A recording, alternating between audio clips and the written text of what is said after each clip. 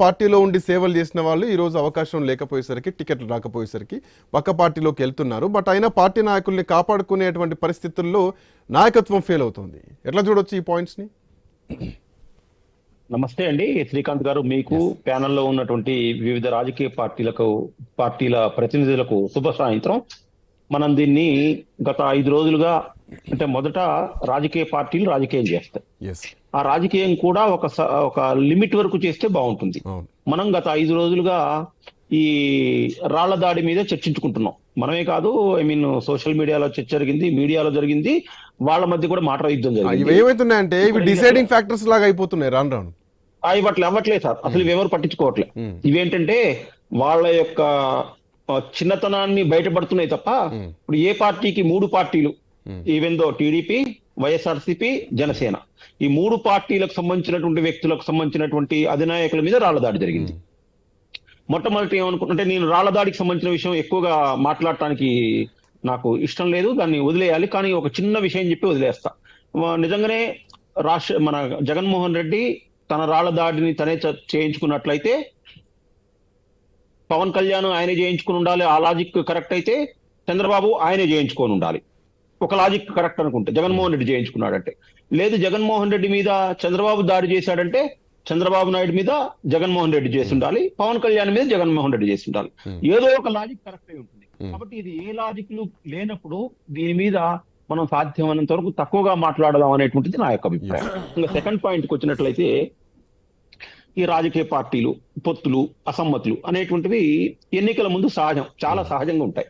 అయితే ఇక్కడ మనకేంటంటే ఈ సంవత్సరం ఈ టర్మ్కి సంబంధించినంత వరకు మనం అనూహ్యంగా ఎవరు ఊహించకుండా మనకు ఒక ఆంధ్రప్రదేశ్లో ఒక నెల క్రితం, అంటే ఒక 40 రోజుల క్రితం ఒక కూటమి అనేటువంటిది ఏర్పడింది. ఈ కూటమి 2014లో అదే కూటమి ఉంది, 2018 వరకు కంటిన్యూ అయింది. 18లో విచ్ఛిన్నమై మళ్ళీ 24లో ఏర్పడింది. 18లో విచ్ఛిన్నం అయ్యేటప్పుడు వాళ్ళకు అంటే వాళ్ళ మధ్య జరిగినటువంటి మాటల తూటాలు, విమర్శలు, ప్రతి విమర్శలు చూసుకుంటే 2024 వరకు కూడా ఆ యొక్క విమర్శల్లో అంటే వాళ్ళు చేసుకున్నటువంటి దాంట్లో ఎక్కడ ఏ విధమైనటువంటి తేడాలేం లేవు, సైద్ధాంతిక భావజాలం లేదు వాళ్ళు కలవటానికి.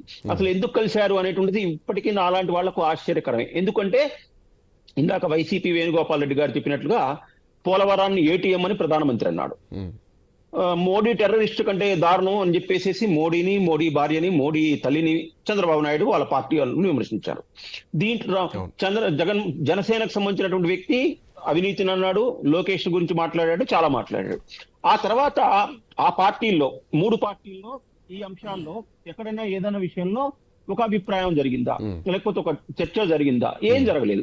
కేవలం మళ్ళీ ఎన్నికల వరకు వచ్చే వరకు ఏంటంటే ఇక్కడ కామన్ ఎజెండా ఏంటి అంటే నేను పొత్తుకు ప్రయత్నం చేస్తున్నాను. అయితే అసలు కార్యకర్తల్ని సంసిద్ధం ఎవరు చేశారు? ఎక్కడ చేయలేదు. సహజంగా ఎన్నికలు వచ్చినప్పుడు ఈ అభ్యర్థుల ఎంపికలో ప్రతిపక్షం వాళ్ళు కొంచెం అడ్వాంటేజ్ గా తీసుకుంటారు. అంటే ఎందుకు అంటే వాళ్ళకు యంత్రాంగం ఎన్నికలు ఎప్పుడైనటువంటి ఒక 3 నెలల ముందో 4 నెలల ముందు వస్తుంది. చక్కగా మంచి అభ్యర్థిని, పోరాటం చేయగలిగినటువంటి అభ్యర్థిని, మంచి ఓటు బ్యాంక్ ఉన్నటువంటి అభ్యర్థిని పొత్తులో పెట్టుకున్న అభ్యర్థిగా ఎంపిక చేసుకుని ముందుగానే ప్రచారం చేసుకునేట్టు కావాల్సినటువంటి హంగు ఆర్భాటాలు అన్ని కూడా ఏర్పాటు చేసుకునేటువంటి వ్యవస్థ ప్రతిపక్షానికి ఉంటుంది. కానీ ఇక్కడ దురదృష్టవశాత్తు ఇక్కడ ఈ విషయంలో ఏమైందంటే ప్రధానమైనటువంటి పార్టీ టీడీపీ ఒక 31 స్థానాల్ని తను త్యాగం చేయాల్సి వచ్చినటువంటి పరిస్థితి వచ్చింది. 21 జనసేనకు, 10 బీజేపీకి.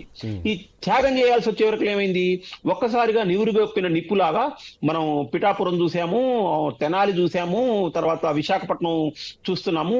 ఇట్లా అనేక రకాల దేశంలో అంటే రాష్ట్రంలో ఉన్నటువంటి అన్ని ప్రాంతాల్లో అప్పటిదాకా ఎవరైతే సీటు ఆశించినటువంటి ఆశావహులు ఉన్నారో వాళ్ళు ఇక మాకు సీటు రాదు అనేటువంటిది డిసైడ్ అయిన తర్వాత వాళ్ళ యొక్క నిరసన అనేటువంటి ఇది సహజంగా జరుగుతూనే ఉంటుంది. అయితే మనకు మార్చి 15, 16 తారీఖులో షెడ్యూల్ వచ్చింది. షెడ్యూల్ వచ్చినప్పుడు మనకు ఎన్నికల షెడ్యూల్ వచ్చేసేసి ఎన్నికల తేదీ వచ్చేసేసి మే 19, అంటే 2 నెలల సమయం ఉంది. ఈ 2 నెలల సమయంలో కనీసం ఇప్పుడు ఆల్రెడీ ఒక 1 మంత్ అయిపోయింది. ఈ 1 మంత్ లో అయినా అసమ్మతిని తగ్గించుకునేటువంటి ప్రయత్నం జరిగినట్లయితే బాగుండేది. కానీ ఇంకా ఒక నెల రోజుల తర్వాత రేపు నామినేషన్ పరము ఇవాళ స్టార్ట్ అయింది. ఇవాళ స్టార్ట్ అయిన తర్వాత కూడా ఇంకా అసమ్మతి తగ్గకుండా ఉండటము, పార్టీ కార్యాలయాల మీద జెండాలు తగలబెట్టడము, కార్యాలయాలకు నిప్పు పెట్టించడం అనేటువంటిది కొంత ఆందోళన కలిగించేటువంటి అంశమే. సహజంగా ఈ విషయంలో మరి దాదాపు 40 సంవత్సరాల సుదీర్ఘ రాజకీయ అనుభవం ఉన్నటువంటి చంద్రబాబు నాయుడు ఆశించినటువంటి ప్రయత్నం చేయటం లేదేమో అనిపిస్తుంది. ఇంకా కారణం ఏంటంటే ఇప్పుడు మీరు ఉండి తీసుకోండి, ఉండికి సంబంధించినటువంటి క్యాండిడేట్ ఎవరు అనేటువంటిది ఇంకా నిర్ణయం కాలేదు. ఒకవైపు రఘురామకృష్ణరాజు దాన్ని ఆశిస్తున్నాడు, ఆల్రెడీ ఒకళ్ళు కేటాయించారు, ఇంకో దగ్గర కంటిన్యూషన్ నిరంతరం జరుగుతూనే ఉంది అక్కడ. అట్లాగే ప్రతి ఒక్క మైలవరం తీసుకోండి, అట్లాగే అంటే కొన్ని చోట్లేమో నిప్పులా ఉంది. తెనాలి ఆలపాటి రాజా ఒక ఉదయం పూట ప్రచారానికి సహకరిస్తున్నారు, సాయంత్రం పూట కొంత సైలెంట్ గా ఉంటున్నారు. అంటే రేపు పొద్దున ఆయన గెలిస్తే నా యొక్క పేరు ప్రఖ్యాతులన్నీ మరుగున పడిపోతాయి, ఇంకో 5 సంవత్సరాలు నేను మామూలుగా సాధారణ కార్యకర్తలు ఉండాలి అనేటువంటి భావం అయి ఉండొచ్చు. ఇలాంటివి ప్రతి చోట ఉన్నటువంటి దాన్ని కనీసం ఇంకొక 4 రోజులు ఉంది కాబట్టి రాబోయే 10 రోజుల్లో అయినా దాన్ని సర్దుబాటు చేసుకొని ముందు సమన్వయం చేసుకోవాలి. ఇక్కడ ఏమైందంటే మొన్నటిదాకా ఇందాక నేను చెప్పినట్టు 2018 నుంచి ఇప్పుడు మనకు సహజంగా మనకేనండి, ఇప్పుడు శ్రీకాంత్ గారికి మనకు ఏదైనా ఒక పంచాయతీ జరిగింది, మనకు గొడవలు పట్టుకుని ఒక 2 నెలలు 3 నెలలు మాట్లాడుకోకపోయిన తర్వాత ఆల్ ఆఫ్ సడన్ ఒక్కసారిగా మన ఇద్దరం ఏం శ్రీకాంత్ గారు బాగున్నారా, అన్నం తింటున్నారా, మీరు మా ఇంటికి రండి అని అనలేము. అవును, అంటే ఒక సహృద్భావ వాతావరణం క్రియేట్ చేయాలి. ఆ క్రియేట్ చేయడానికి ఒక మధ్యవర్తి అయి ఉండాలి. ఆ మధ్యవర్తి అగ్రనాయకత్వం అయి ఉండాలి, పార్టీ నాయకత్వం అయి ఉండాలి. ఎవరో ఒకళ్ళు దాన్ని మీడియేటర్షిప్ మధ్యవర్తిత్వం చేసుకోవాలి, వాళ్ళిద్దరు కలవాలి, కలిసేటువంటి వాళ్ళ మధ్య మంచి స్నేహపూరిత వాతావరణం ఏర్పాటు చేయాలి. ఇది ఎందుకో నాకు లోపిస్తుంది. ఈ లోపించడం అనేటువంటిది మరి ఇప్పుడు ఇందాక నేను ఉదాహరించినటువంటి స్థానాల్లో ఎవరైతే అసమ్మతి జ్వాలలు వహిస్తున్నారో వాళ్ళు బయటికి కనిపించినటువంటిది రిజల్ట్స్ లో చూపిస్తారా, లేకపోతే రాజీ పడి పార్టీ కోసం పనిచేస్తారా అనేటువంటిది మనం ఇంకొక 1 month వెయిట్ చేయాల్సినటువంటి పరిస్థితి. ఇవాళ ఈవెన్ దో 1% ఓట్లు లేనటువంటి బీజేపీలో కూడా వాళ్ళు పోటీ చేసేటువంటి 10 అసెంబ్లీ స్థానాలు, 6 లోక్సభ స్థానాలు కూడా వాళ్ళకు కూడా అసంతృప్తి ఉంది. ఢిల్లీ వరకు వెళ్ళారు అనేటువంటి వార్తలు మనం మీడియా ద్వారా విన్నాం. అవును. జనసేనలో 3-4 ముఖ్యమైనటువంటి నాయకులు రాజీనామా చేసి బయటికి వెళ్ళి వేరే పార్టీలోంచి పోటీ చేస్తున్నారు.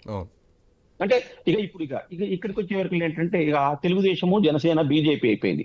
వైఎస్ఆర్సీపీకి వచ్చే వరకు ఏం చేశారు, వాళ్ళు ఏంటంటే కొంచెం అడ్వాన్స్ గా ఉన్నట్టు అనిపిస్తున్నా, అంటే ఏంటంటే వాళ్ళు జనవరిలోనే జనరల్ గా తెలుగుదేశం చేయాల్సిన పని జనవరి డిసెంబర్లలోనే అభ్యర్థులు ప్రకటించి వాళ్ళకి కావాల్సినటువంటి సరంజామా అంతా అన్ని ఏర్పాటు చేయాలి. కానీ దురదృష్టవశాత్తు ఇక్కడ తెలుగుదేశం చేయకుంటే జగన్మోహన్ రెడ్డి ఏం చేశాడు, జనవరి నెలలోనే నియోజకవర్గాల కన్వీనర్లు జనవరి నెలాఖరు నుంచి ప్రారంభం చేసి ట్రాన్స్ఫర్లు అన్ని జరిగిపోయినాయి. అప్పటి నుంచి అన్ని జరిగిపోయిన తర్వాత ఏం చేశారు, ఎవరికైతే ఇష్టం లేదో ఇప్పుడు ఇందాక మనం జయరాం గురించి మాట్లాడుకున్నాం.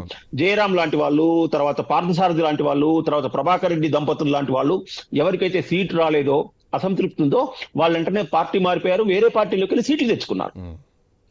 అంటే నేను ఇక్కడ ముందే ఒక వెసులుబాటు ఇచ్చినట్టు అయిపోయింది, ప్రకటించి ముందే వెసులుబాటు ఇచ్చినట్టు అయిపోయింది.